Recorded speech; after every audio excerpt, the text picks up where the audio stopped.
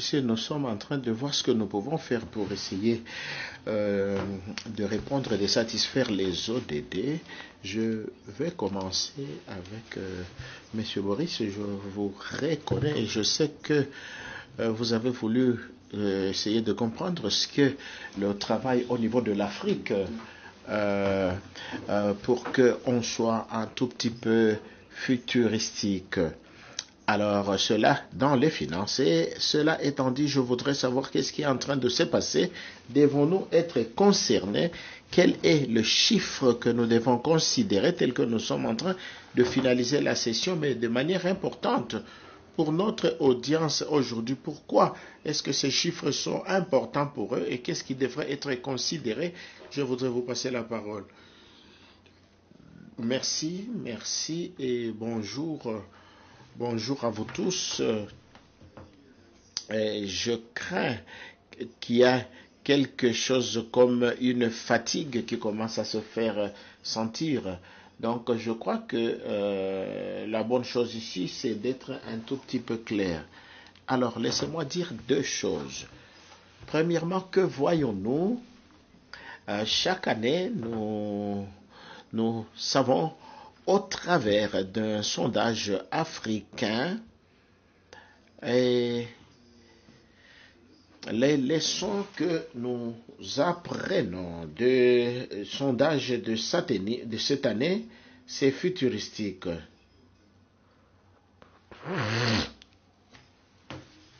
Okay, nous publions un index des conditions financières qui essaye de démontrer où est-ce que nous allons et comment nous allons améliorer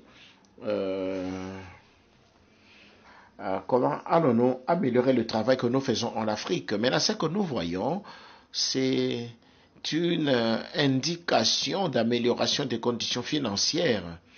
Et je dirais, mais c'est une amélioration qui a suivi l'après-Covid qui a frappé le secteur. Et il y a également un autre élément qui est la guerre de l'Ukraine qui influence ici et là les choses. Alors, parmi et au-delà de tout, les conditions financières continuent à demeurer serrées. Donc, c'est un défi pour les financements publics et les financements privés, considérant tous les éléments que je viens de citer. Et c'est ça la première des choses. Amélioration, mais la situation demeure très très serrée. Alors la seconde chose, c'est que ce n'est pas bien actuellement. Aujourd'hui, nous pouvons voir qu'il y a un concern dans le chef des investisseurs.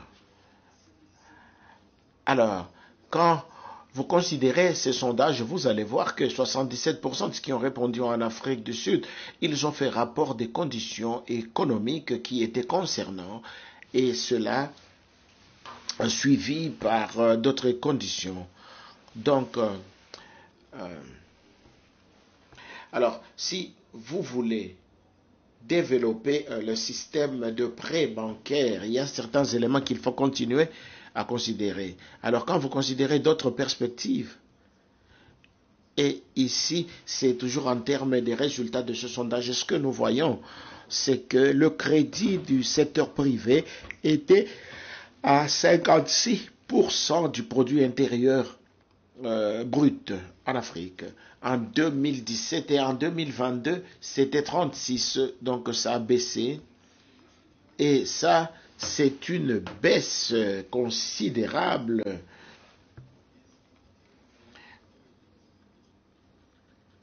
Alors, avec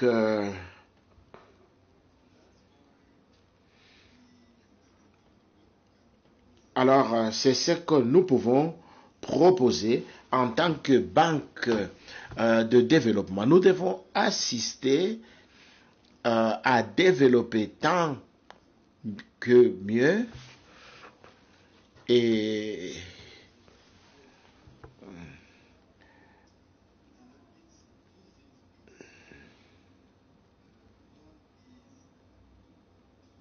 Alors, il y a deux choses.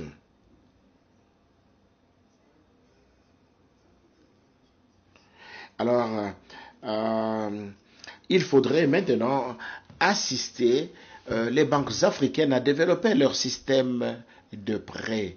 Nous avons prêté de l'argent à plusieurs institutions africaines parce que nous pensons que c'est la meilleure façon d'augmenter le pouvoir de prêt en Afrique. Mais c'est également une bonne manière pour nous d'atteindre les deux cibles qui est le climat. Et je crois que le système de prêt pourra aider les petites et moyennes entreprises à faire leur travail. Et il y a une autre chose qui est le genre. Et vous savez, c'est une chose que je ne pourrais pas répéter, que la majorité des entrepreneurs en Afrique sont des femmes. Alors, vous devez aider, assister le développement de l'entrepreneuriat féminin parce que c'est la meilleure façon d'aider la croissance dans le pays. Donc nous essayons de viser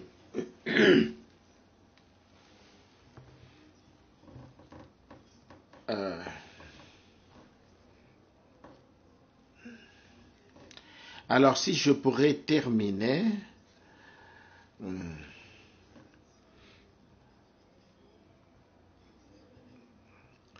nous avons en 2024 prêté 100 millions d'euros en Côte d'Ivoire.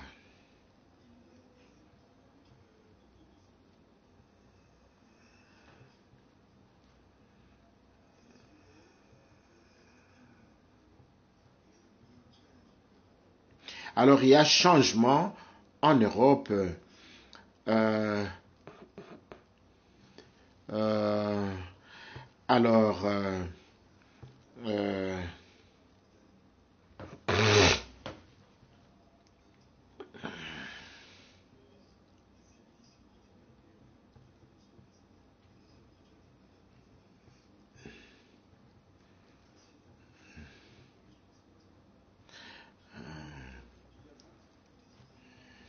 alors, pour essayer de s'adapter à cet environnement, euh, alors je crois que euh, euh,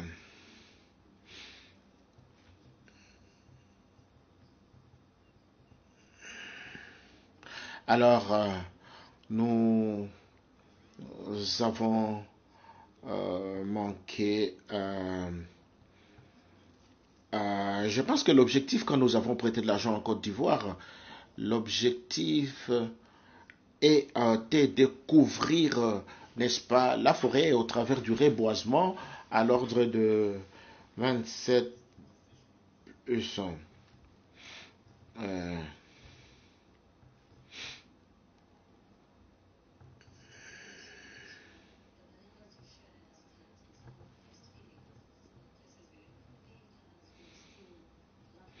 Alors, je pense qu'il y a certaines choses que nous continuons à manquer, mais partant de ce que vous venez de dire, il y a deux points qui sont intéressants dans ce que vous êtes en train de dire. Euh, et euh, euh,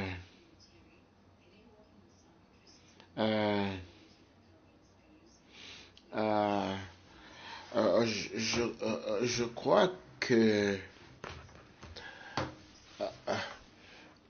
je pense que, pensez-vous partager la façon dont l'argent est utilisé quand euh, euh, et puis savoir comment est-ce que cela se joue, comment est-ce que cela se passe quand l'argent est prêté, comment est-ce que cet argent-là est utilisé.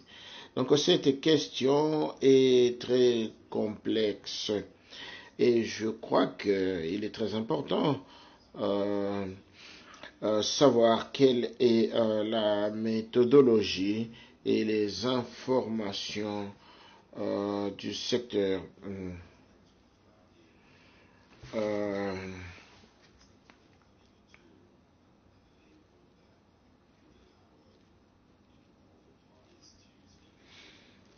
et nous devons parler le même langage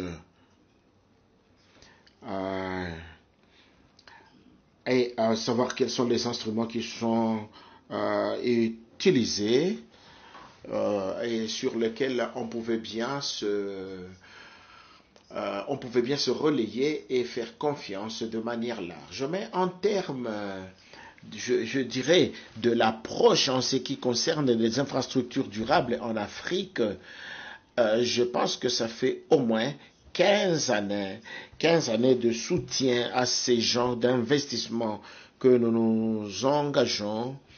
Et pour moi, je crois que être en partenariat aux différentes étapes avec le gouvernement, avec les banques de développement est très très crucial et très très important. Parce que nous savons, même dans le secteur privé, ou que ce soit du côté du gouvernement, nous saurons quelle est la capacité qui est disponible et quel investissement on devrait disponibiliser. Donc cela va nous permettre ou devrait nous permettre de créer des infrastructures durables.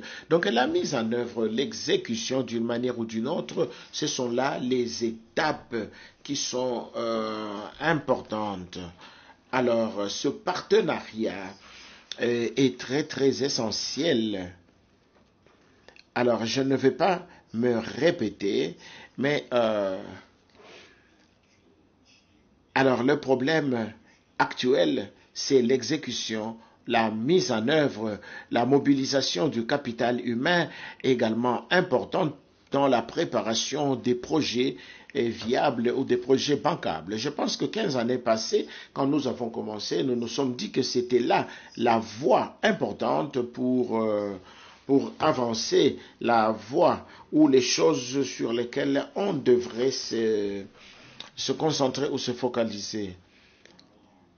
Alors, il s'agit beaucoup plus de comment vous mobilisez,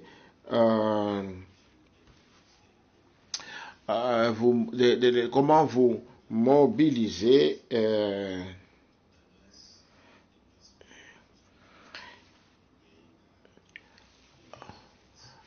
ok. Alors, il faudrait savoir également ou avoir que les projets soient viables pour les communautés. On devrait donc se rassurer clairement. Des fois, c'est un travail dur parce que vous allez penser que vous êtes en train de bâtir euh, euh, euh,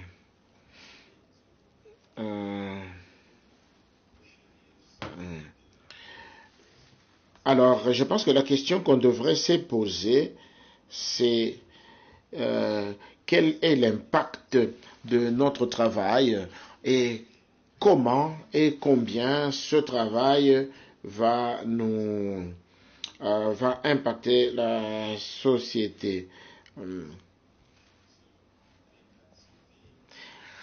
Alors, je crois que cela étant dit, il s'agit ou au-delà du souci de créer l'impact, c'est très fondamental d'avoir des fonds durables pour des investissements durables.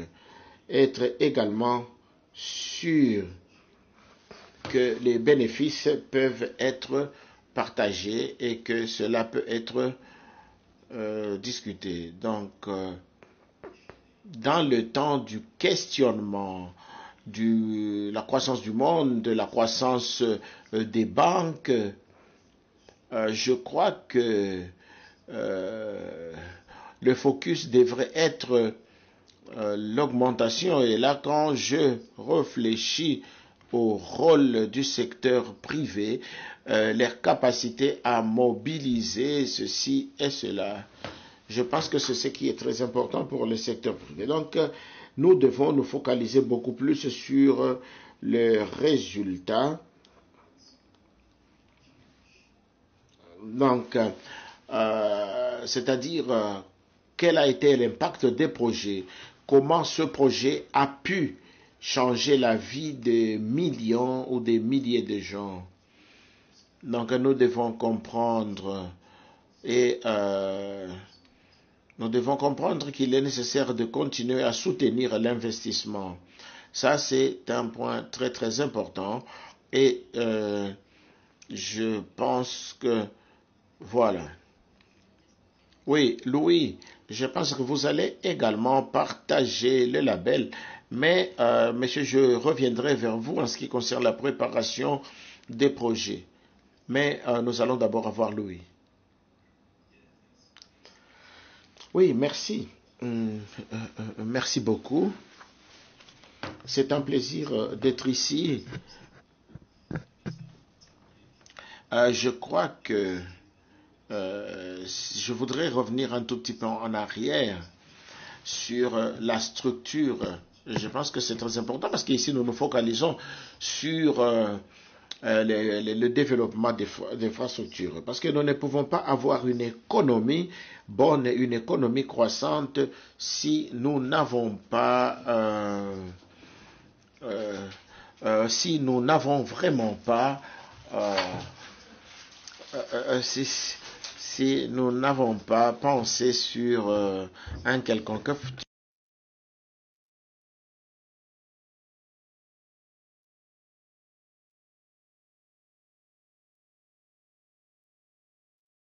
Ah, tu as fini, hein? Tu peux prendre? Infrastructure project.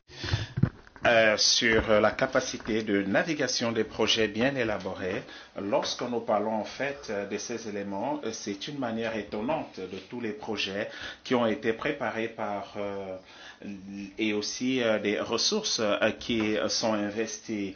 Et ça fait un peu beaucoup de flèches à tirer et pour se rassurer qu'on ne rate pas la cible.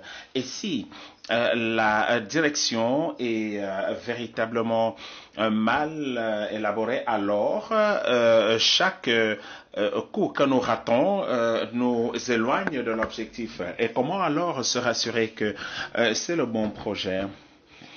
Si nous devrions trouver par exemple le financement privé pour essayer de combler les lacunes. Alors, nous pouvons donc parler en réalité des différents points et les différents risques, les retours sur l'investissement et avec les fonds propres des privés et aussi l'accès en réalité aux données fiables, propres et bien comparées, et aussi en termes d'impact en réalité que cela pourra mener. Alors, pour ramener cela au terme de l'emploi, c'est de se rassurer en effet que nous baptisons des projets d'infrastructure corrects qui sont créés. Alors, nous pouvons extraire de ces projets les données dont nous avons besoin pour agréger les fonds qui pourront alimenter les portefeuilles. Alors, si vous êtes donc un investisseur dans les institutions et avec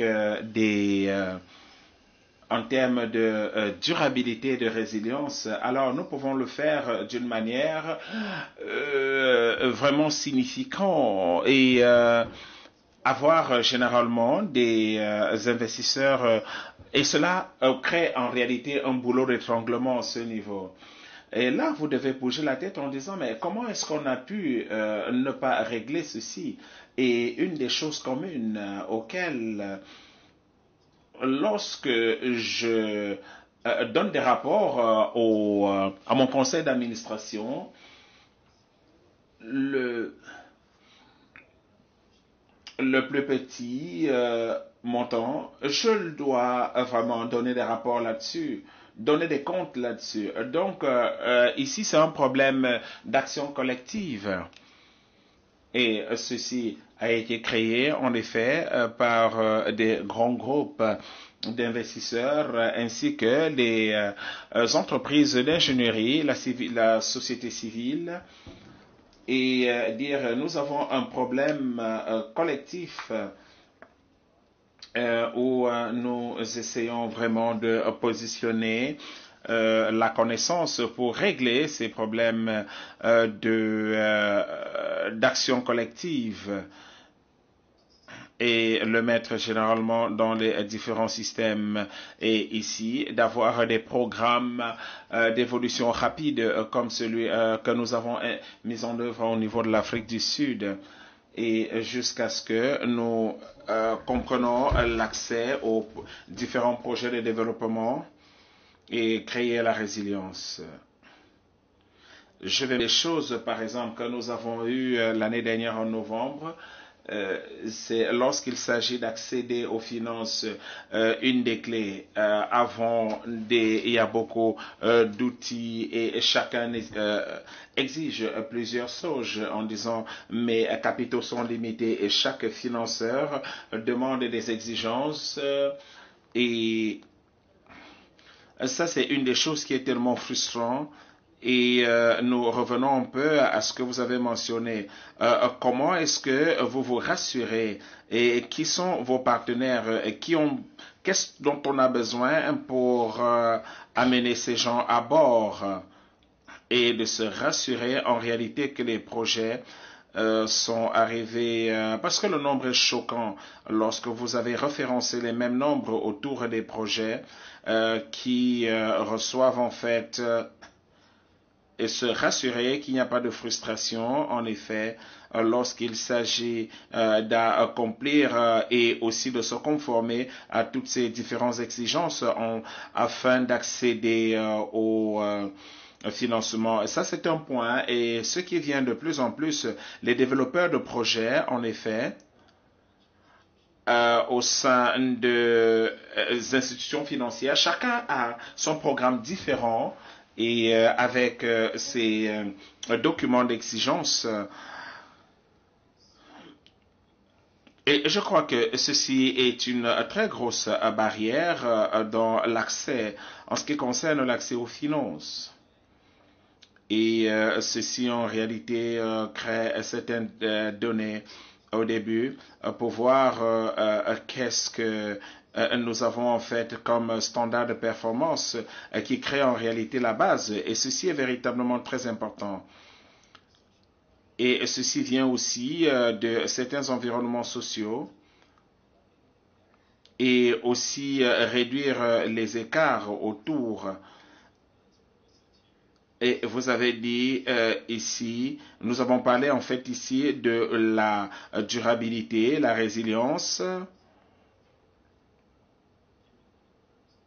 En ce qui concerne l'impact, donnant le fait de la considération du fait des impacts et de l'échange en général. Donc, par conséquent, oui, ça c'est ce que Raibo fait, et en mettant ensemble tous ces matrices avec des cadres de rapport.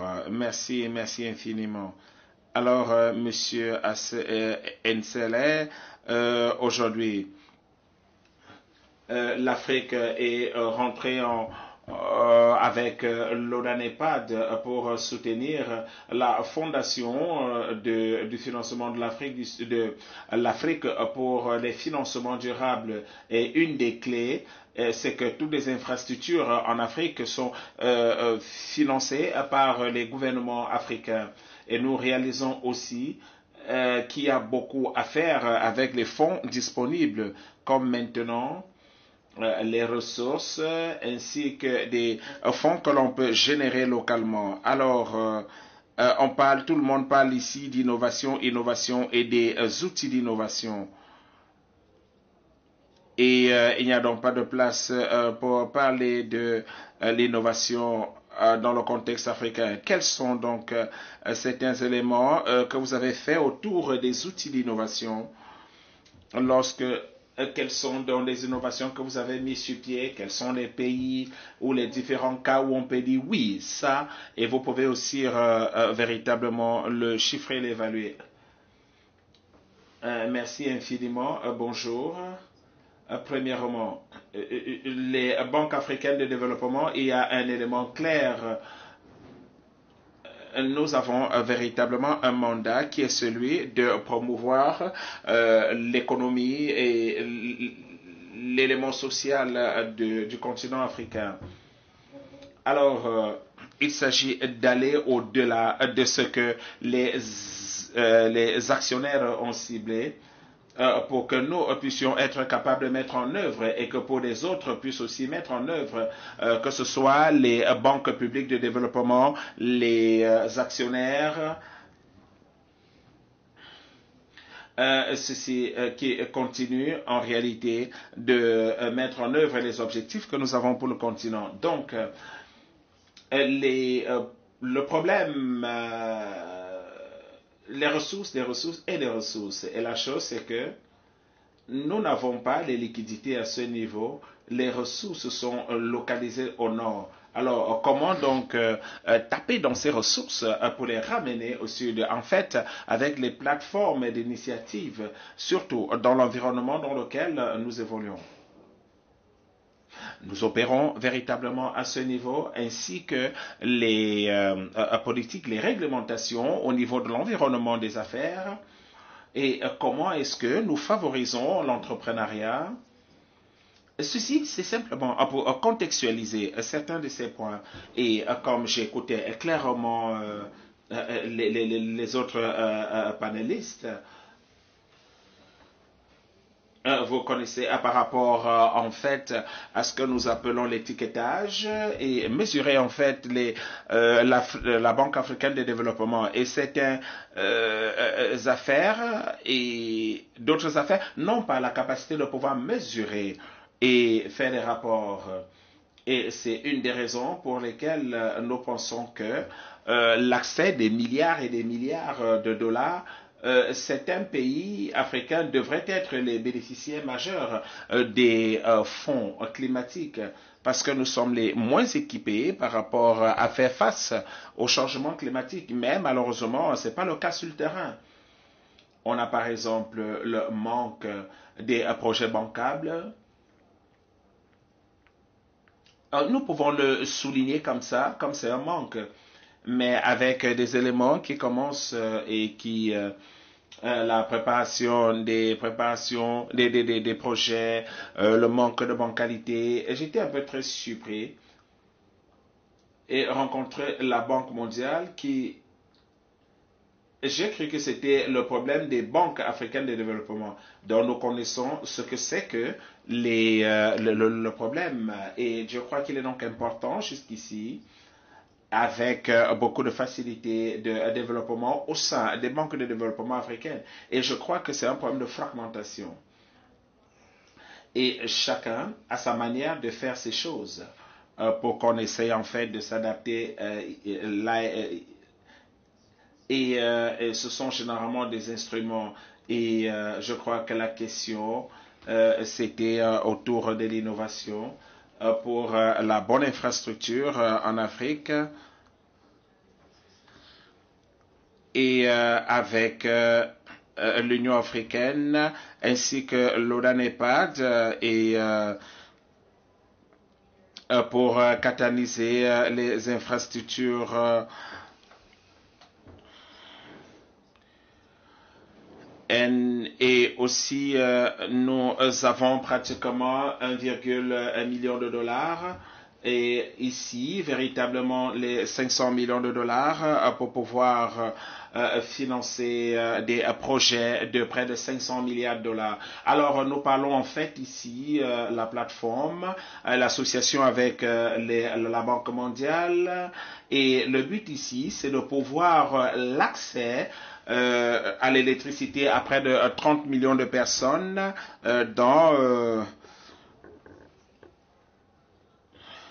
et surtout si nous avons donc des éléments qui et l'idée c'est d'amener en réalité le portfolio ou encore nos projets en mettant ensemble les éléments sur la même table, les sponsors, le gouvernement, les investisseurs, les financeurs et les dérisqueurs. Et avec cela, on peut donc trouver la solution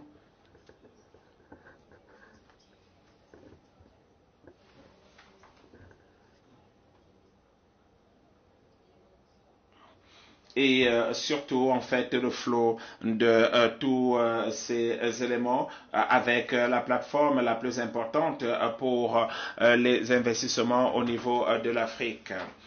Alors nous avons aussi fait une sécurisation, je crois en 2018, et c'était le fait par la Banque de développement. Et nous n'avons véritablement pas eu une exposition à l'Afrique qui avait accès à ce portefeuille. Et la raison pour laquelle je le dis, c'est simplement parce que nous devons débloquer ces plateformes, pas simplement pour la BAD, mais aussi certaines structures qui devraient faire partie de cette plateforme et avec des nouveaux investissements pour présenter l'Afrique comme étant une destination d'investissement fiable. Et avec ce que nous le faisons généralement avec les petites et moyennes entreprises sur un programme, un design d'accompagnement et voir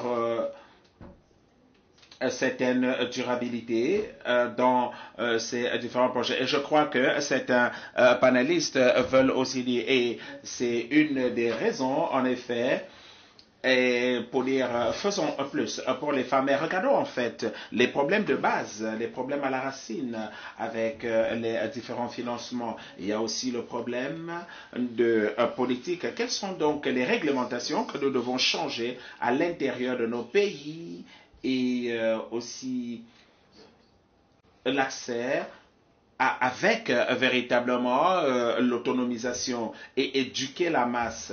Il faut éduquer les banques autant pour moi sur les business, les éléments collatéraux. Et nous faisons donc partie de toute la grande chaîne de valeur à ce niveau et nous commençons avec un instrument en réalité que nous avons véritablement lancé. Et lorsque nous parlons en fait de l'innovation dans le monde de développement ainsi que l'innovation de la BAD dans les financements. Il existe en réalité un marché des capitaux international et nous devons véritablement l'adapter en fait à notre monde pour la sensibilisation et pouvoir fixer de comment la Banque de développement de l'Afrique australe fonctionne. Lorsque nous avons par exemple un parcours à faire, bien sûr nous devons concevoir un instrument qui fonctionne et convaincre tous nos directeurs en réalité de pouvoir faire quelque chose pour les petites et moyennes entreprises à ce niveau. Alors, ayant donc maintenant les capitaux avec un succès avec la BAD l'année dernière, cela en réalité nous a donné un élément à succès et pour et c'est mobiliser les différents secteurs privés. Lorsque nous parlons en fait des ressources, ce n'est pas simplement l'apanage de la Banque de développement de l'Afrique australe, mais seulement aussi cela fait partie en fait des différents apanages des financeurs. Parce que nous n'avons pas voulu véritablement, nous avons eu environ une transaction de 700 pratiquement millions de dollars. Mais la demande que nous avons pour cela, c'était 6 milliards de dollars. Et pour financer, enfin nous l'avons eu à près de 260 structures de financement. Et ceci devrait véritablement expandre les ressources et ceci accroît la capacité d'absorption des risques. Et nous devons véritablement être innovants pas basé sur les défis auxquels nous devons faire un dernier point, si vous me permettez, parce que c'est quasiment la fête d'aujourd'hui, mais comment travailler en fait avec les banques de développement. Comme je disais, nous sommes actionnaires dans tous ces éléments. Nous travaillons aujourd'hui par rapport à l'initiative. Je ne vais pas en fait vous ennuyer avec les détails, mais simplement pour vous dire, il est important d'avoir un impact énorme dans la mobilisation des ressources Et notre objectif étant de mettre généralement les capacités de pouvoir financer les petites et moyennes entreprises, et parce que nous sommes en fait comme les grossistes et nous devons véritablement financer et trouver ces banques de financement public pour aider les petites et moyennes entreprises. Merci infiniment. But also around bankability. While you were speaking, I was hoping you don't say the word, and then you said it. I was like, now we can come back to this. So I'll come back to you around bankability and the role also that PDBs play in the whole bankability story. Because alors, parce que vous avez dit quelque chose d'important.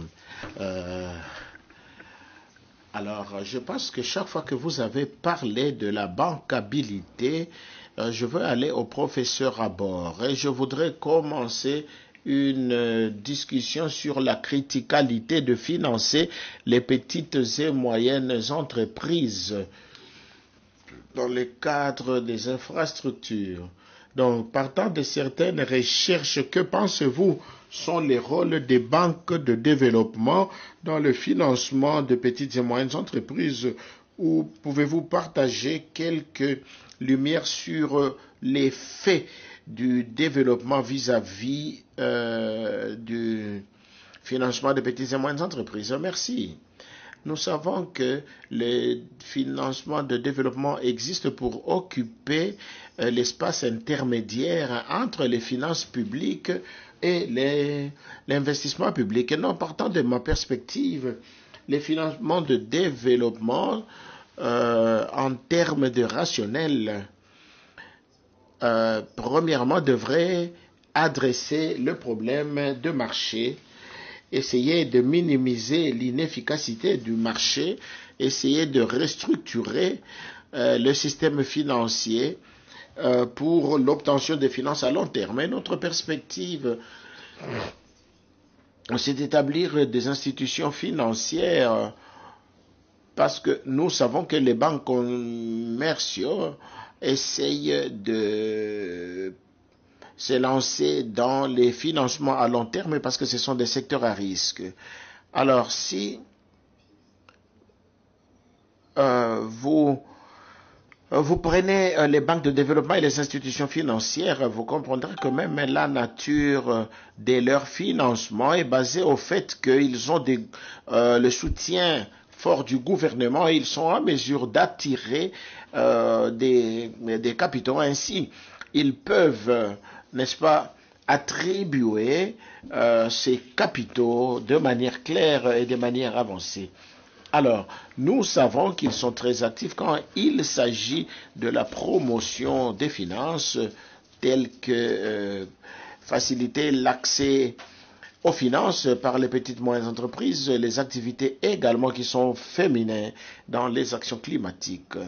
Il y a un certain nombre d'outils financiers que les petites et moyennes entreprises, les PME, peuvent utiliser, y compris les financements consensuels. On peut parler des prêts, on peut parler également des émoluments. Donc tout ça pour essayer de soutenir les projets de développement des infrastructures. Il y a un certain nombre de choses que DIF et les banques commerciales peuvent faire pour soutenir les PME. Premièrement, c'est essayer de dérisquer les investissements que les banques commerciaux peuvent attribuer. Ainsi, ils peuvent collaborer et peuvent donner les garanties nécessaires pour que les banques commerciaux soient en mesure de s'engager aux activités de petites et moyennes entreprises. Alors, il y a un autre secteur important, c'est essayer de plébisciter les PME qui reconnaissent l'importance du développement des infrastructures. Parce que financer n'est pas assez, mais il faudrait également que cela soit durable.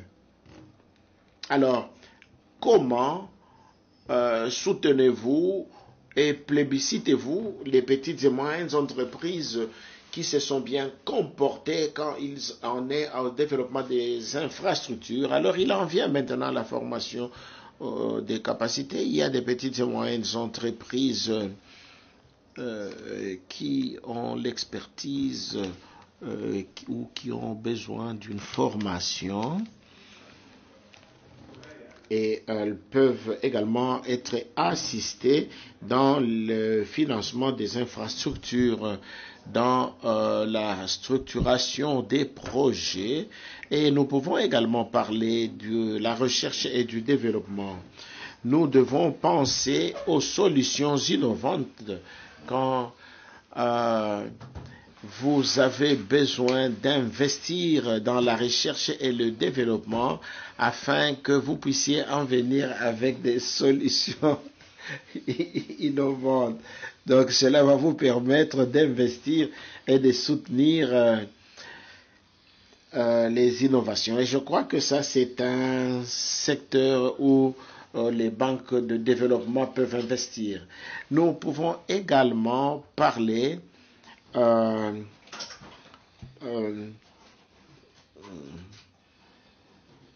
nous pouvons également parler des projets, de la collaboration dans l'élaboration des projets. Alors, les petites et moyennes entreprises devraient être incluses dans le processus d'apprentissage.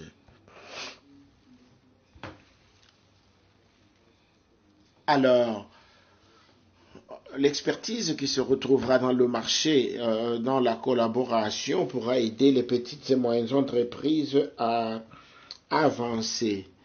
Et je sais qu'un certain nombre de DFI se sont engagés à soutenir les petites et moyennes entreprises en collaboration avec les banques africaines de développement afin d'avancer et de concrétiser leurs finances en Afrique. Et je crois que ça, c'est un instrument important que la Banque africaine de développement est en train de faire pour soutenir les affaires qui sont dirigées par les femmes et encourager le développement de l'inclusivité des genres. Je sais que l'Afrexim Bank également a mis de côté $1 million pour soutenir les projets, pour soutenir les PME et dans le cadre des infrastructures. Et cela inclut l'étude de faisabilité. Et parcourant toute la chaîne des valeurs, partant de la planification, du financement, de la mise en œuvre, développement et à la maintenance. Alors, partant au travers de tout ça, a besoin de financement, mais la préparation a besoin que certains financements aillent dans la faisabilité, l'étude de faisabilité, se rassurer que le projet est bancable. Donc ça, c'est l'un des secteurs au travers lequel l'Afrexim Bank a travaillé. Donc je sais que les banques de développement et des commerces qui sont basées au Kenya, à Nairobi, sont également engagés. Ils ont également engagé $1 million pour soutenir l'infrastructure des PME. Alors, je crois que ce sont là des bonnes initiatives que les autres banques de développement peuvent répliquer. Et il y a également beaucoup d'argent qui viennent d'autres banques qui sont là pour soutenir les PME. Donc, si vous voulez, ce sont là les quelques initiatives que les DFI a mises en œuvre pour soutenir les PME. Merci beaucoup. Alors, et sur le marché, quand vous étudiez le marché, vous vous dites que bon, c'est ça que nous avons voulu et c'est ce qui est en train d'être fait. Oui. Une chose est que les banques nationales de développement, des fois, les banques africaines de développement telles que j'ai mentionné sont des banques originales, considérées par exemple l'Afrexim Bank. Et c'est une banque qui est comme Banque africaine pour le développement, mais il y a d'autres banques qui sont dans la sous-région. Mais j'ai vu qu'il y a ils se focalisent tous sur le développement des infrastructures et je crois qu'ils peuvent faire beaucoup pour soutenir les PME et même la valeur de leur contribution peut être importante. Et cela peut permettre, n'est-ce pas, la croissance des infrastructures. Alors,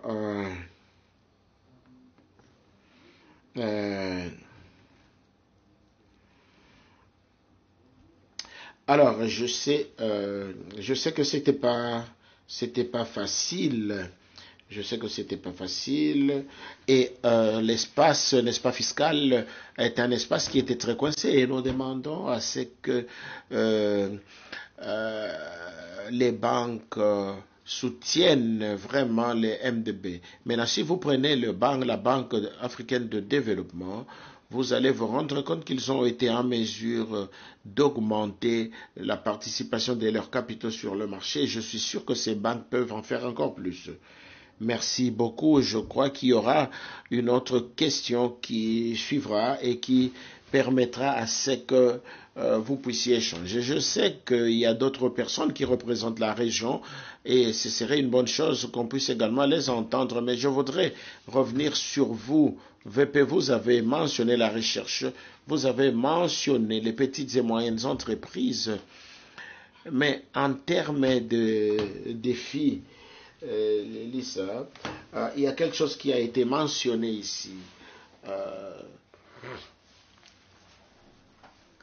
Partant des rapports, quels sont les défis additionnels que vous avez identifiés et que vous pensez on devrait être en mesure de tacler dans les 2-3 années à venir? Quels sont ces secteurs où on peut dire que ça c'est un défi, mais ça nous présente une grande opportunité d'avancer? Je crois que partant des opportunités et de défis, je pense que nous avons lancé des initiatives pour évaluer le système financier où nous soutenons aux différents pays et nous avons travaillé par exemple au Kenya. Donc le plus important était de créer des conditions en Afrique, les conditions qui permettraient aux investisseurs d'en venir avec une approche à considérer les risques. J'étais en train de penser, et ça c'est juste un exemple, j'étais en train de penser, je crois que si vous voulez avoir du progrès en termes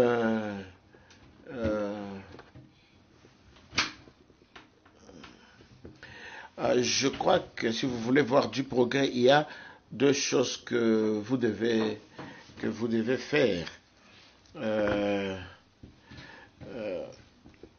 Ok, ici, il s'agit bien de se relayer. Alors, ceci veut dire que quand vous faites l'investissement, donc, quand vous avez un projet, vous devez vous relayer sur le projet et voir l'intérêt de ce projet.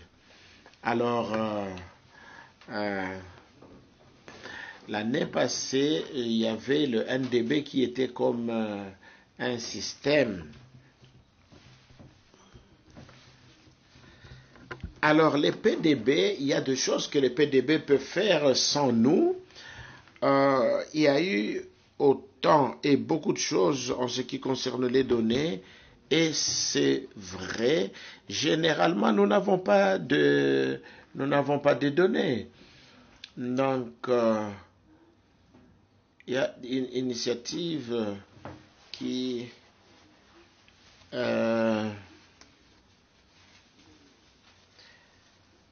alors ça c'est vraiment très très important pour savoir quelle est l'expérience, n'est-ce pas, de ceci, de ceci ou de cela. Alors nous avons tout un tas d'informations que nous n'utilisons pas suffisamment. Et pour cela, nous avons décidé l'année dernière d'accorder plus de visibilité à cette initiative pour le bénéfice de ceux qui investissent dans la région où on ne peut pas investir lorsque nous n'avons pas suffisamment de data. On ne sait pas quels sont les risques. Et ce qui est bon, j'essaie d'être comme Kanazek. Nous avons besoin que vous puissiez nous accorder la visibilité. Au niveau de IAB, je suis fortement convaincu que aider les banques, ces banques publiques et privées en Afrique, serait la meilleure façon de développer les PME et de débloquer des investissements durables. Je suis convaincu de cela. Je ne serai pas en mesure de convaincre ceux qui mettent leur argent, les parties prenantes, si nous n'avons aucune visibilité de ce qu'on a besoin. Et très souvent, lorsque nous finançons une banque,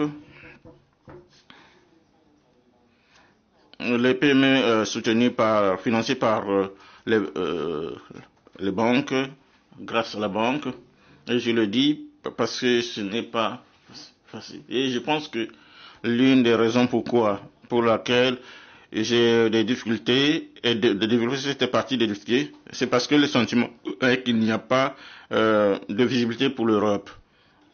Alors nous devons trouver voies et moyens ensemble de donner beaucoup de prêts aux banques africaines à travers les BPD. Ensemble, nous pouvons voir pour le bénéfice de développement des PME en Afrique.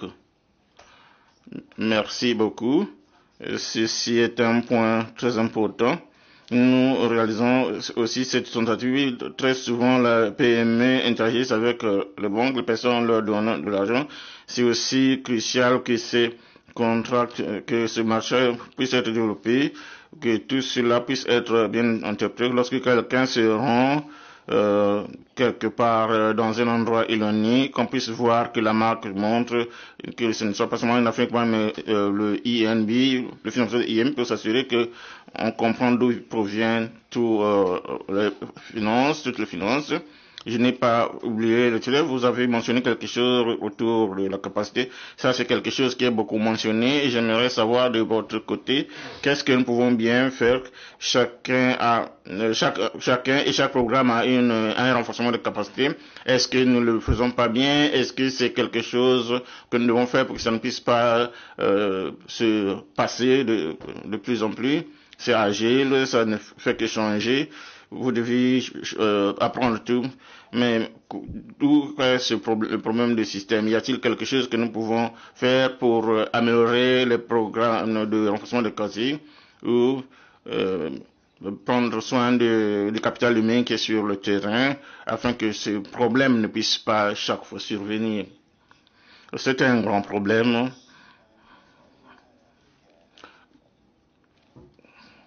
Je crois que nous avons été inspirés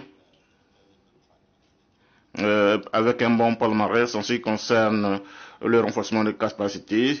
Si nous repartons en arrière 20 ans, on s'est dit on a développé l'infrastructure aussi bien. Ça n'a pas commencé il y a 100 ans de cela.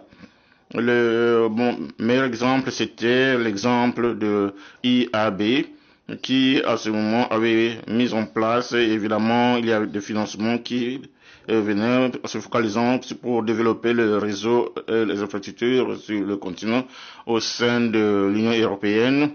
On met aussi des investissements significatifs ce qu'on appelait à l'époque EPAC, et un groupe de personnes consultatives qui ont fait beaucoup de choses au-delà de conseiller le gouvernement et aussi pour les engagements et la préparation des projets avec des organes avec beaucoup d'argent et aussi aider un groupe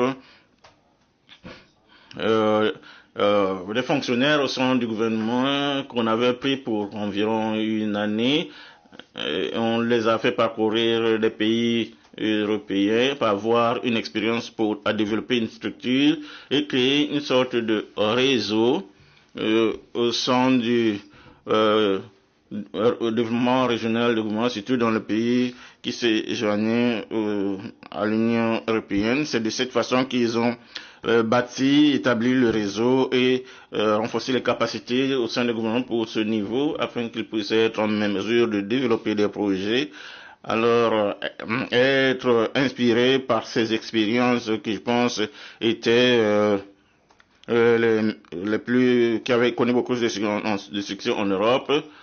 Ça avait été établi il y a 5 ou 6 ans, le programme de fellowship l'Afrique, un programme soutenu par EAB, le gouvernement français, un certain nombre de compagnies, parce que c'est pour le bénéfice de tout le monde que nous pouvons mettre ensemble un programme qui a attiré des fonctionnaires qui avaient le potentiel d'être des chefs de projet, ou des leaders, des managers dans leur pays, pour être complètement ceux-là, avec le soutien académique, y compris la certification avec la Banque mondiale et BPD, mais comprendre ce que ça veut être un fonctionnaire et développer des projets et dans le secteur privé, comprendre les fondamentaux de financement de projets et avec le secteur privé,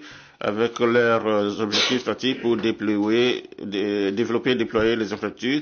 Et ceci, un programme de 6 à 7 mois, certains d'entre eux sont en ligne, certains en présence et passer du temps avec les compagnies, des firmes de droit. Malheureusement, nous sommes limités par le financement, donc on ne pouvait prendre contre 25 et 30 candidats par jour, mais nous avons déjà environ 300 candidats à travers le pays en Afrique chaque année qui se joignent. Et comment garder cela durable, ça est en créant ce groupe de ressources panafricains et de réseaux qui peuvent se soutenir les uns les autres parce que éventuellement tous ont des expériences de réussite à développer des infrastructures et très souvent l'expérience d'un voisin africain mieux reçue que recevoir une expérience d'ailleurs. Alors c'est un long processus et c'est un investissement à long terme. Je pense que pour revenir à votre question, la raison pour laquelle le renforcement des capacités ne fonctionne pas parce qu'il doit être enraciné dans les personnes. L'argent disparaît après cela. Il faudrait que cela soit ancré au sein des personnes et créer un groupe de personnes à travers les pays et le continent qui est en mesure de gérer ces problèmes et gérer les questions de durabilité et les infrastructures de base dans le pays. Donc c'est un engagement à long terme. Je pense que c'est ce qui n'existe pas dans de nombreuses initiatives de renforcement de capacités. Vraiment, ça nous met dans une situation de modestie, mais j'espère que dans 15 ans, on peut établir un réseau d'environ 500 de cela, et nous avons un engagement de demeurer pendant quelques années avec le gouvernement, mais nous essayons. C'est vraiment très détaillé. Merci beaucoup pour cela. Je n'ai pas oublié le problème de bancabilité dont on a parlé et je vais revenir sur vous pour, étant donné que la méthodologie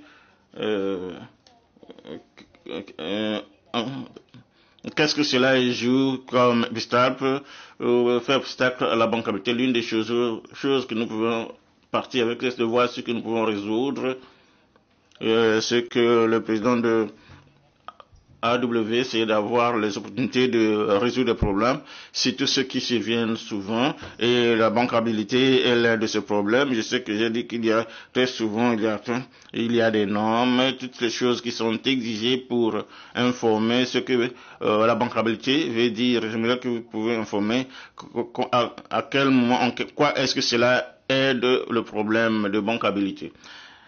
Merci pour la question. Je vais commencer en prenant un petit pas en arrière, juste pour exprimer un point que je n'entends pas souvent. Et, il s'agit du fait que si nous n'avons pas suffisamment de capitaux publics afin de créer des projets d'infrastructure avec d'autres pour le but des fonctionnaires, alors évidemment, activer le marché du capital, c'est quelque chose dont on peut prendre en charge. Nous devons faire cela avec nos yeux grands ouverts en ce qui concerne le coût réel du capital. Est-ce qu'on peut se le permettre? Est-ce que c'est abordable? On n'est pas dans une situation. Est-ce qu'il y a des bénéfices économiques provenant de ces investissements qui vont qui auront plus de poids sur le coût du capital? Beaucoup de travaux que nous essayons de faire pour montrer le bénéfice du projet en ce qui concerne le développement durable à long terme. Est-ce que cela peut justifier le coût du capital? Ça, c'est une chose. Peut-être la deuxième chose, en ce qui concerne la bancabilité, je souhaite aussi avoir, jusqu'à ce que j'ai entendu ce thème, il y a ce mythe que la durabilité a en quelque sorte une limite et que la durabilité est beaucoup plus chère. Donc il y a un statu quo. Donc dans de nombreux cas, ce n'est vraiment pas le cas. En fait, c'est le contraire. Le cas c'est que le contraire. Je ne peux pas le dire dans tous les cas. C'est hétérogène. Donc je peux dire que concernant les projets sur lesquels nous avons travaillé, il y a une grande proportion qu'ils quittent la durabilité et l'évaluation, la modification de projets qui décroît le coût, qui baisse le coût et accroît le revenu, ou alors la stabilité du revenu. Évidemment, il y a les aspects à long terme qui ont lieu, comme la résilience impact, le changement climatique. Je pense qu'on comprend plus sur la résilience de l'infrastructure, mais également à court terme, il y a des cas également. Donc, ce que j'aime avec ce panel, c'est qu'on parle des choses concrètes. Je ferai la même chose plutôt que de laisser un espace nuageux et flou. Nous avons, par exemple, un projet d'usine de fabrication de cacao au Ghana. On a demandé un projet pour démontrer le projet à travers dans différents scénarios de changement climatique. Nous nous sommes vite rendus compte que ce projet comptant sur un volume de cacao qui devait être produit dans une zone particulière, ce n'était pas réaliste à cause de la fertilité du sol au cours d'une période de 20 ans. Lorsque nous nous sommes rendus compte de ça, le développeur du projet était vraiment très ennuyé, très vexé. Mais ayant cette connaissance, j'étais en mesure de réagir à cela, de planifier cela et affecter la façon qu'ils font leur projet et l'autre genre d'assurance que les appellent. Donc c'était l'engagement avec les agriculteurs de cacao pour qu'ils puissent voir une agriculture, des pratiques régénératives agricoles pour la production. Ceci est un grand exemple. Ça n'a pas coûté beaucoup d'argent de faire ces choses, mais cela a protégé l'affaire. Ça c'est à long terme. Pour l'aspect à coût terme, merci d'avoir emmené ce sujet sur la jeunesse parce que c'est un sujet qui est très important.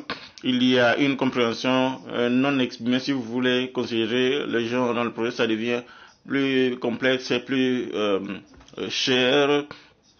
C'est un changement de la, on s'éloigne un peu de l'agenda de CFRB et cela n'a vraiment aucun sens lorsque vous examinez le projet. Et je vais donner un autre exemple concret. Excusez-moi. Un programme l'AE dont nous avons travaillé, c'est un programme métropolitain avec un grand impact sur la ville en ce qui concerne la livraison des services sûrs aux personnes et aux services. Et le plan n'avait pas considéré les utilisateurs, la croissance des utilisateurs qui, et en particulier les femmes qui constituent environ 50% de la population. Donc, on travaille avec eux. On a commencé à voir quels étaient les besoins, quels seront les besoins d'utiliser le train. Ils ont mis ensemble des mesures très moins chères, donc des wagons pour le transport des femmes. Il ne s'agit pas de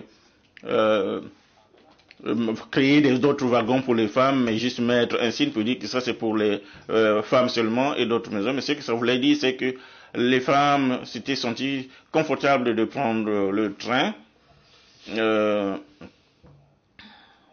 Et ils pouvaient accéder, donc il y a des opportunités économiques et tout, mais également améliorer non seulement le volume de revenus, en ce qui concerne d'accéder à la moitié de la population, mais aussi les opportunités, parce que les modèles sont différents et beaucoup de choses ont eu lieu qui ont affecté le ratio de femmes et ça n'a pas affecté le ratio des femmes. Donc ça c'est un exemple concret, mais c'est quelque chose que vous pouvez extrapoler à travers pratiquement tous les secteurs de services. Alors si vous couvrez plus de personnes, vous aurez non seulement une meilleure revenu, mais des revenus stables et aussi des opportunités sur les impacts de la façon que les choses vont se présenter et la réalisation de ce que la durabilité veut vraiment dire, pas seulement pour le développement économique des personnes, mais également pour le revenu. Je pense que c'est une énorme opportunité que j'espère. Je suis très heureux sur ce qui se passe avec le James et également un peu déçu. On espérait mettre nos mains sur les données, donc il y a beaucoup de détails qui manquent et j'espère qu'avec le temps cela pourra être amélioré avec votre soutien. Je vais laisser ça là-dessus. Ça c'est un bon exemple. Est-ce que je peux avoir un point concret parce que vous avez laissé c'est que la durabilité peut-être des coûts supplémentaires. C'est une politique d'assurance parce que être bloqué avec certains voies pour les 15 prochaines années n'est pas une approche, n'est pas une option. Donc le coût initial est vraiment un investissement et les personnes doivent percevoir cela de cette façon. On oublie que nous sommes dans un monde où rien n'est vraiment assuré, qu'on peut assurer. Essayer d'établir cette politique d'entrée, c'est quelque chose qui est nécessaire pour les investisseurs. Je ne pouvais pas être plus d'accord avec vous. Je pense très souvent c'est juste un but très élevé, mais si vous restez sur le terrain, comme vous pouvez apporter, ramener la durabilité à son thème le plus simple. Si je peux revenir au professeur Abo, j'aimerais aussi écouter la part des autres membres de l'EPAD. Il y a un programme de développement d'infrastructures en Afrique. Nous sommes presque à mi-chemin de la deuxième phase et nous aimerions savoir quelles sont les opportunités qui sont encore ouvertes et que nous pouvons encore exploiter pour les 5 prochaines années. Je ne sais pas si vous pouvez dire quelque chose là-dessus. On va vous donner, je ne sais pas si on veut vous faire parvenir un micro-baladeur.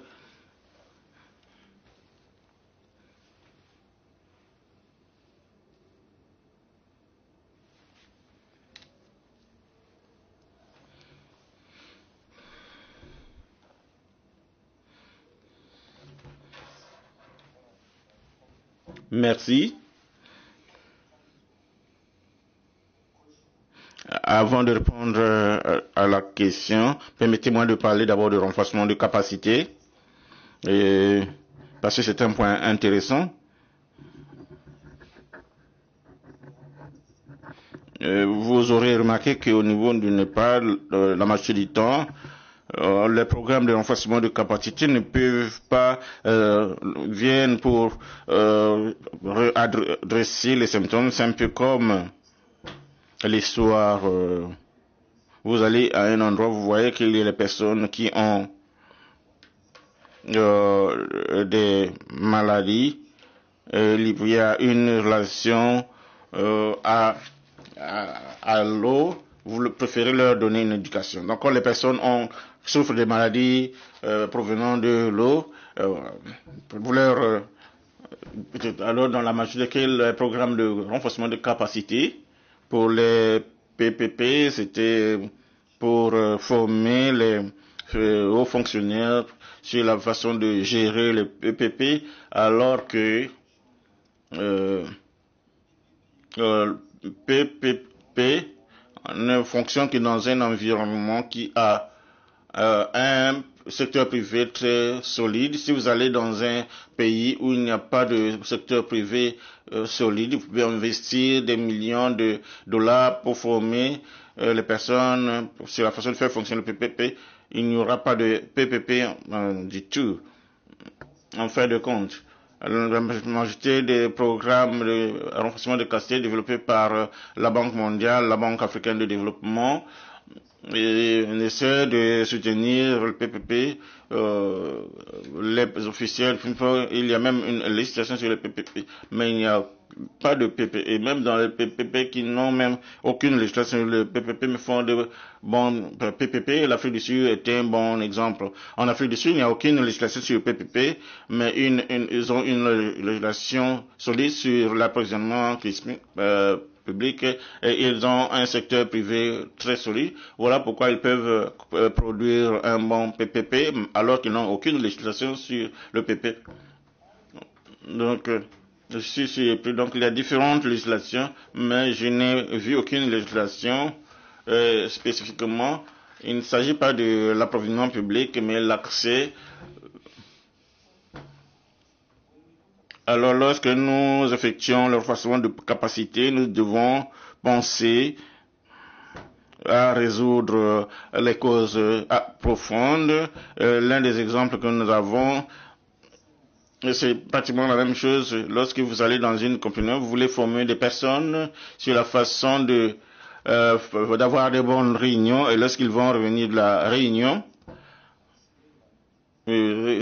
ça a été ils vont faire de mauvais jugements parce que vous n'avez pas résolu la question de la façon de former. Il ne s'agit pas seulement d'avoir de bonnes réunions, mais lorsque vous êtes formé, vous devez leur donner l'opportunité de gérer les réunions. Donc vous devez avoir des réunions, et vous devez aussi avoir la question de lever la capacité. Ça, c'est la conclusion sur laquelle j'aimerais conclure. Vous devez lever les capacités de l'organisation elle-même. Donc, le renforcement de capacités, il ne s'agit pas des capacités des personnes, il s'agit de capacités de l'organisation, de l'environnement. C'est la même chose. C'est ce que nous faisons pour les infrastructures. Pour nous, au sein du Népal, nous croyons que, surtout pour les projets d'infrastructures transfrontalières en Afrique, ne vont pas développer à ma définition, parce que lorsque vous avez 30% d'entre elles, une étape très tôt, l'environnement n'est pas suffisamment propice. Lorsque l'environnement n'est pas propice, on ne peut pas parler du financement. Et lorsque vous examinez le projet eux-mêmes, le niveau d'identification sont très faibles, très bas. Voilà pourquoi nous investissons beaucoup de notre temps et des ressources qui nous arrivent à travers les partenariats, surtout avec la Banque africaine de développement, qui est un bon partenaire, ainsi que l'Union européenne. Mais nous avons aussi des partenaires supplémentaires avec EIP pour investissement dans la phase préparatoire, pour s'assurer que nous puissions bâtir, renforcer la capacité des organisations qui sponsorisent le projet. Ça, c'est le premier c'est très important. Ensuite, nous investissons pour nous assurer que l'environnement dans lequel le projet va être établi, c'est suffisamment solide et suffisamment transparent afin que nous puissions bouger rapidement avec une vitesse. C'est extrêmement important. Ce que nous appelons renforcement de capacité pour nous, c'est ce qu'on appelle, on parle de plus en plus de capacité, pas seulement de capacité, il s'agit de la formation. Merci. Maintenant, l'an dernier, nous avons publié, venons à votre question, en 2023-2024, nous avons publié notre rapport des 10 premières années de la mise en œuvre d'un programme pour le développement d'infrastructures. Nous avons de bonnes choses sur le rapport, mais il y a également beaucoup de leçons pour nous et pour tous ceux qui travaillent dans les infrastructures régionales. La bonne nouvelle est que au sein de 10 ans, initialement, on avait pensé qu'il fallait mobiliser entre 14 et 15 millions, mais en fait, on avait mobilisé. Il y a 82 millions de dollars qui avaient été investis dans les infrastructures régionales. Donc, le point intéressant ici, c'est que environ 50% de ces 82 millions provenaient des gouvernements et 20 millions provenaient des banques de situation. Donc, nos 18 millions venaient le consortium AICA pour la Banque africaine de développement, qui est également une bonne chose. Donc, il n'y a que 3% de financement provenant du secteur privé pour les projets de développement d'infrastructures régionaux. Et c'était une sorte de PPP. Nous avons commencé à chercher à comprendre pourquoi une telle session, parce qu'on avait comparé la région du sud-est de l'Asie pour les infrastructures régionales. Vous avez environ 15 ou 18% où le financement provient du secteur privé. Mais en Afrique, nous sommes encore à 3% en parlant spécifiquement des projets de développement d'infrastructures régionales. Parce que les projets de développement de infrastructures régionaux ont des impacts qui vont au-delà du pays qu'on a pu observer. Alors, l'une des raisons, il y a plusieurs raisons. Il y a beaucoup sur l'établissement initial du projet, même pas pour la préparation du projet, mais la phase primaire de préparation du projet. Mais cette phase, le secteur privé n'était pas intéressé à investir dans cela. Donc, le rôle du secteur privé n'est pas de rénovation, mais c'est d'investir dans les affaires. Même le NDB investissent dans cette phase parce que la majorité de ces personnes veulent vite voir des résultats, des bénéfices. Alors, si vous leur dites de prendre un corridor, l'un des corridors les plus complexes que je dirais sur la qualité de l'environnement, par exemple entre le Tchad et le Cameroun, on a accepté l'investissement, la Banque africaine de développement.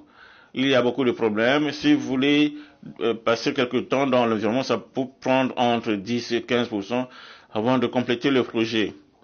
Donc, nous considérons que ceci est notre rôle, c'est de ne pas de convaincre nos partenaires, les NDB et même les communautés, les acteurs dans l'économie, y compris le secteur privé, lorsqu'ils veulent investir un peu d'argent, d'investir dans cette phase. Parce que c'est la seule phase, si vous résolvez cela correctement, et ça va non seulement accélérer la mise en œuvre des projets, des fonds publics, mais nous serons en mesure aussi bien de résoudre la question des capacités de l'environnement, nettoyer, afin que le secteur privé puisse y venir plus facilement. Alors vous aurez les PPE parce que vous avez déjà investi de renforcer les capacités de la zone, que dans cette zone vous avez au moins un secteur privé et public qui peut fonctionner également. Ça, c'est l'une des choses. Alors, la deuxième leçon que nous avons apprise dans ce rapport, c'est que les projets transfrontaliers ont un grand problème. Il s'agit du problème de redevabilité. Vous voulez construire un pont, disons, entre le Tchad et le Cameroun. Évidemment, chacun des pays doit faire fonctionner son propre processus avec la Banque africaine de développement, la Banque mondiale, le NDB, et ils prennent et vous assurer que vous les connectez afin qu'ils puissent partager une sorte de rivalité entre eux, et cela n'a pas toujours lieu. Nous avons des installations au sein de la Banque africaine de développement parce que c'est extrêmement important. Vous l'avez partout, dans toute la région, pas seulement en Afrique centrale. Ça, c'est la deuxième leçon. Et aussi la troisième leçon, qui est également une bonne leçon que nous avons reçue de ce rapport. Très souvent, pour convaincre les gouvernements,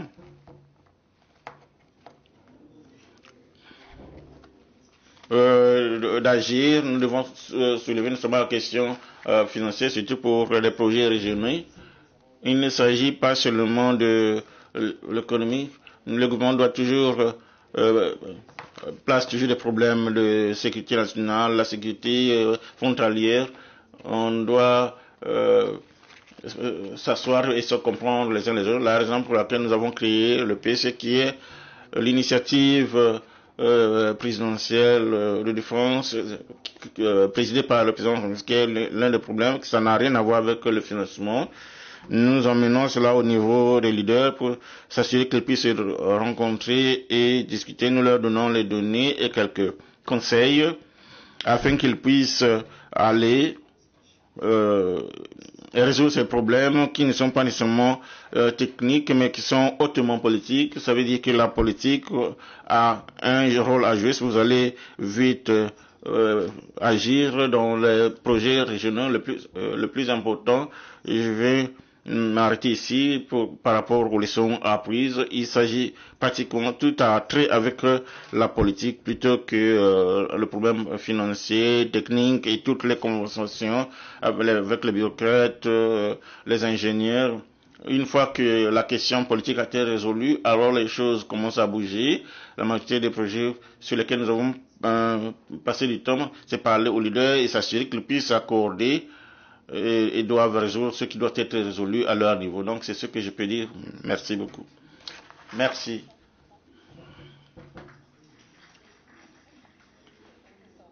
Merci beaucoup. J'espère que vous allez encore demeurer un peu. Nous venons à la fin de notre panel.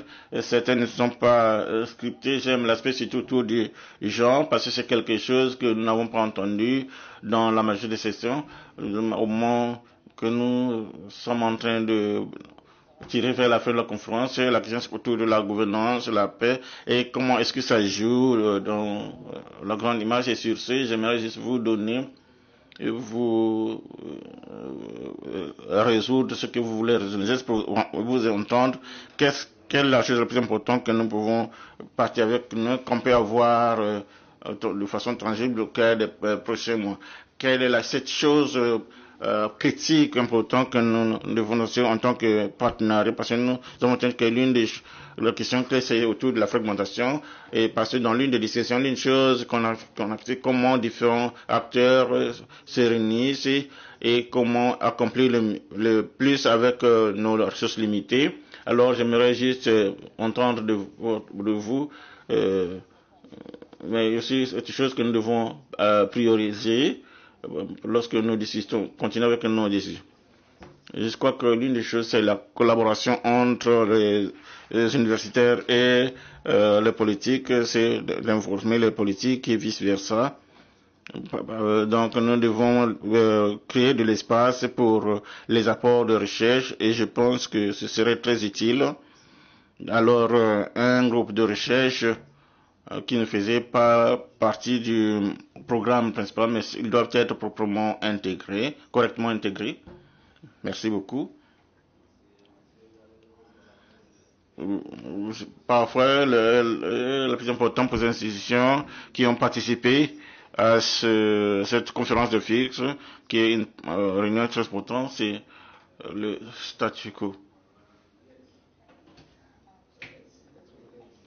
Je pense que nous devons voir le monde et l'incertitude géopolitique. Je crois que c'est important dans le sens que nous, il s'agit de personnes, il s'agit du développement, le développement allié aux personnes, le développement socio-économique.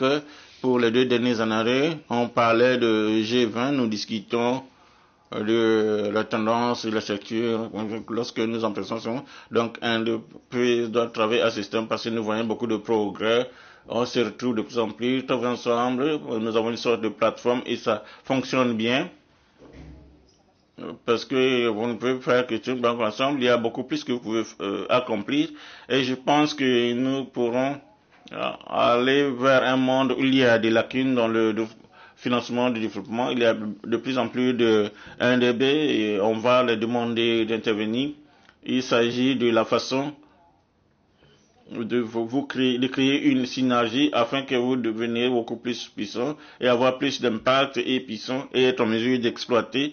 Pour moi, l'une des 2 pièces importantes, c'est la philanthropie et la fondation, les regrouper et les créer comme catalyse.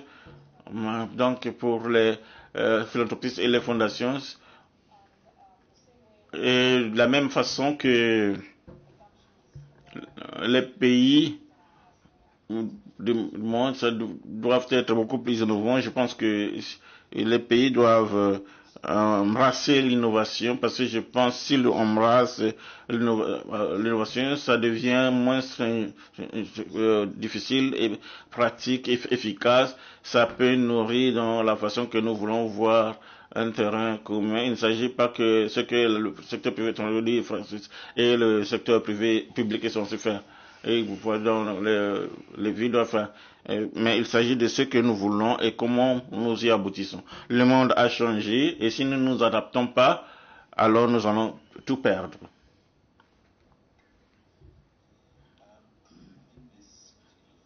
Et je pense que ce forum particulier était une réflexion des résultats de nombreuses collaborations et coopérations au cours des 5 derniers passés, qui veut dire que toutes les personnes qui sont ici sont en quelque peu dans ce forum, dans cette salle, et les discussions sur les outils, les voies et moyens, les objectifs sont très clairs. En ce qui me concerne, ce n'est pas de s'arrêter de réfléchir, d'agir. La priorité pourrait être sur les actions après cela et peut-être après on va faire des rapports sur ce qu'ils ont actuellement réellement accompli plutôt que d'avoir des discussions philosophiques sur ceci et cela. Donc c'est un objectif qui nous ramène à être modestes. Ceux qui contribuent à cela, pour que la prochaine fois il y aura moins de discussions, ce serait beaucoup plus de montrer ce qu'on a fait. En termes d'action, qu'allez-vous faire vous-même? Tout ce dont j'ai discuté, je le fais chaque jour. Ce n'est pas un thème. Je fais le renforcement de capacités, investir en Afrique, développer des projets, préparer des projets. Donc ça c'est ma vie quotidienne. Donc je vais faire mieux, je vais faire plus. J'aimerais juste saisir quelque chose comme Rose a mentionné. Donc, compter sur les uns les autres, c'est une tendance très importante. Lorsqu'on met plus d'huile sur cette flamme, nous faisons face à un certain problème qu'on peut résoudre à travers à des actions collectives. Il ne s'agit pas de générer les données, l'efficacité et la volonté politique, comme l'a mentionné le Népal, mais c'est de faire en sorte que les choses qui apparaissent impossibles puissent devenir possibles. C'est ce que je veux dire par action collective. Le coût d'action, je pense que si vous approchez un développeur de projet ou un financier de projet d'infrastructure, donc ça peut être un outil pour résoudre de façon collective un problème. Merci beaucoup tous, tout le monde de notre panel. Donc oui, nous savons que l'Afrique a un impact et la prochaine fois que nous allons nous retrouver, nous serons en mesure de savoir ce que tout le monde est en train de faire, mais surtout ce qu'on peut mettre à grand système. Nous n'avons pas de bonnes histoires et les bonnes histoires sont là pour qu'on puisse les trouver. J'aimerais vous remercier vous tous pour d'avoir accordé votre temps. Vous avez par exemple que vos voix sont presque éteintes, mais très important. Merci à l'audience d'avoir pris le temps de venir ici. Nous espérons collaborer davantage avec vous, à tous les membres du panel. Nous sommes heureux de collaborer avec vous dans les différents travaux que vous effectuez et juger du reste de la conférence.